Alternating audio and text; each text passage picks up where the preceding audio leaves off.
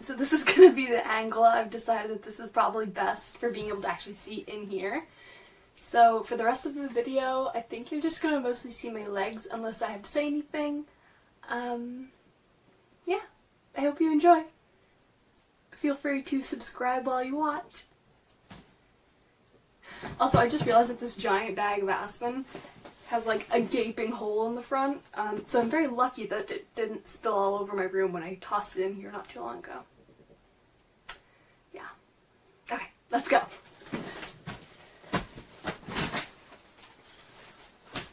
If you want to see me make this bin, you can go ahead and watch my last video. This bin is made from a 200 quart Sterilite tote and chicken wire cloth for the top. I am upgrading Cheerio to this new enclosure because it is larger and I like the way that I have the ventilation done on the top. This tote is above 600 square inches, which is bigger than his current tote by about 150 square inches. This is the tote that I originally planned on getting for him when I decided I wanted to get a hamster, but unfortunately up until now I haven't been able to find one where I live. To start the cage setup process, I'm just going ahead and putting in lots of bedding. I like to use a mix of paper-based bedding and aspen shavings. I do this so that it's still soft, yet there's odor control. Right now I'm adding in fresh, unused bedding, but later you'll see me taking some used bedding out of his cage to add in with this stuff. The reason I don't use all new bedding is because hamsters are very stress-prone, and being moved into a new environment that has been cleaned of all their scent could be very stressful for them.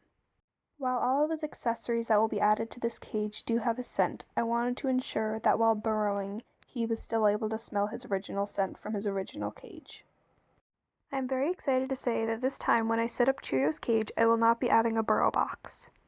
While burrowing is a very natural activity for hamsters, and it is in fact what they spend a lot of their time doing in the wild, Cheerio just really never seemed to want to build his burrow underneath anything. For the first few weeks that I had him before I added the burrow box, he would only really hide in the above ground hideouts that I had placed in his cage. And this is where he chose to store his food and sleep. As soon as I introduced his burrow box, he took to it. He immediately brought all of his food and bedding material down into the burrow box, and he loved it down there. But I recently noticed that he's been chewing at the corners of his burrow box and wanting more space to sleep in. So for this reason, I decided that he's probably grown up enough to be able to burrow on his own, without having the incentive of a burrow box.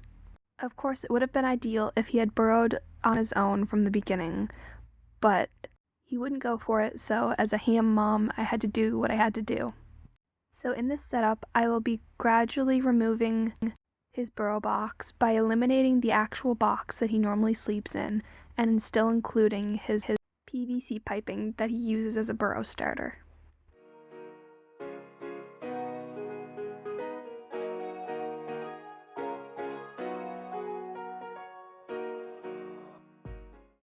The next few clips are just me trying to break up the bedding. This bedding in particular expands to 3 times the size, so that means that it's really compacted in there. I considered cutting the bag open more than I already had, but I decided it wasn't worth it because then I would have aspen shavings all over my floor. Well, the joke is on me because even though I didn't cut the bag open more, my floor ended up getting covered in shavings.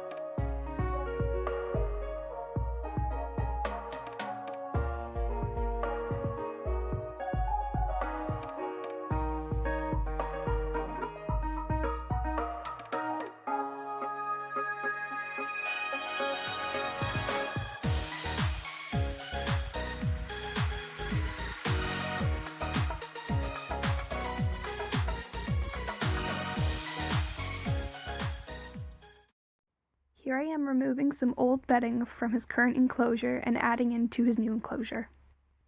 As I said, this will reduce his levels of stress as the bedding that he is going to be burrowing in will already have been scent marked by him.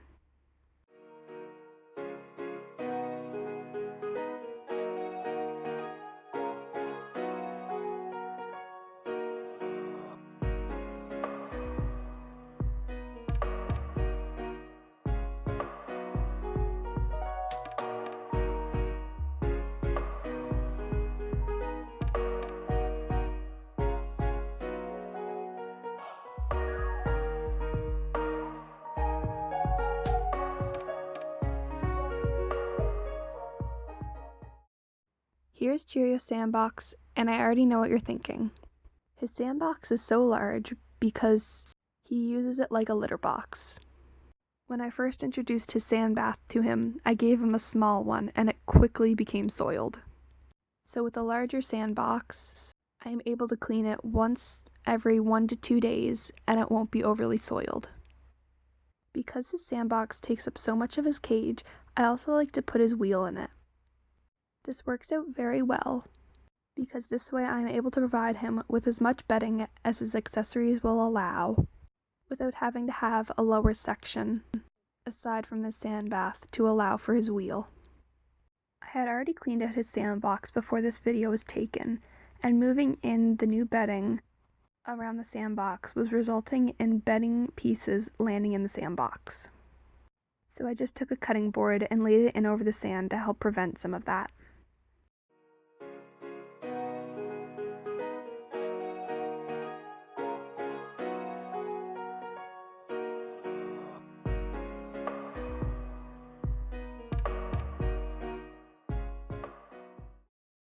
I realized that even though I would not need space for his wheel on the top of the bedding, his bedding was still too high to allow for his accessories to fit in and for him to still fit on top of them. Once I've removed enough bedding, I like to pat it all down because when it's all fluffed up, it always looks like there's a lot more bedding than there is. The bedding will quickly settle on its own and show its true amount, but I just like to do this so that while I'm setting it up, I know exactly how much bedding he has.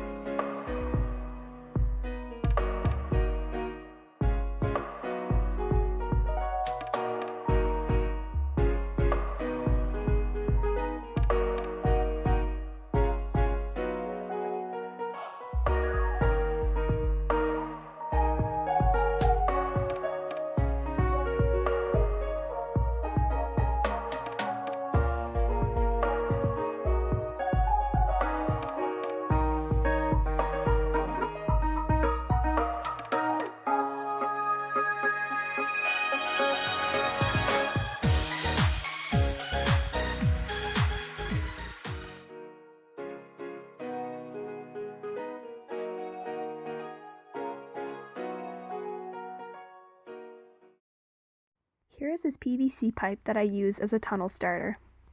I just went to my local hardware store and bought 2 that were 2 different shapes and connected them together. PVC pipe works very well for this purpose, and if you decide to do the same, just make sure that the diameter is large enough for your hamster. 1.5 for smaller hamsters, or 2 inches is appropriate for Syrians.